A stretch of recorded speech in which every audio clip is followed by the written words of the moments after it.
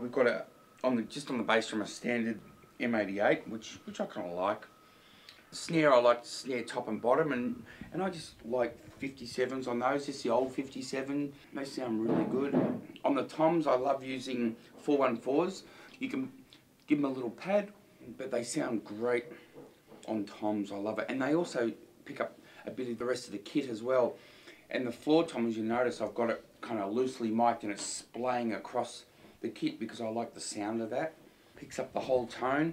In front of the bass drum, I always love using a 47, just picking up the whole, it also picks up the whole kit, but it gets a great sound addition for the kick drum mic.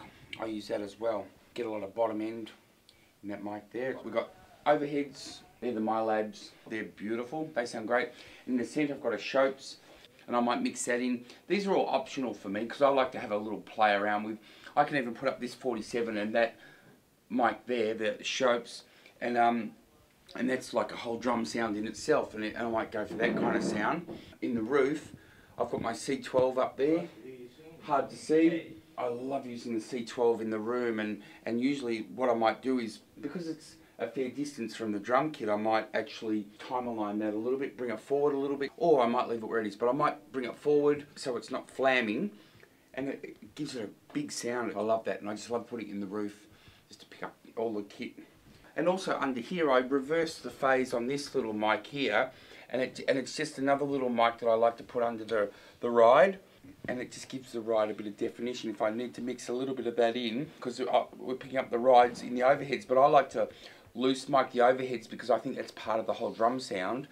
But I put that under there, reverse the phase on it. When I want, I mix a little bit of that in, just gives the ride a little bit of definition when you need it. I actually like to phase check all my mics, and usually I would phase reverse the bottom snare mic.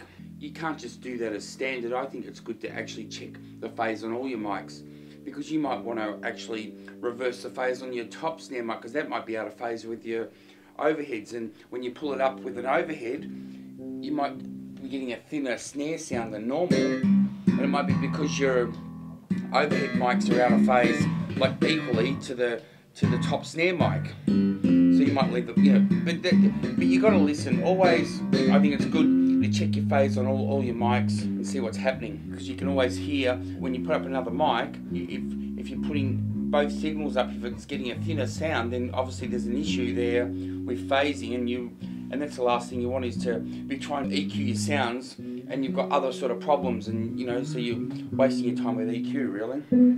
Does that make sense?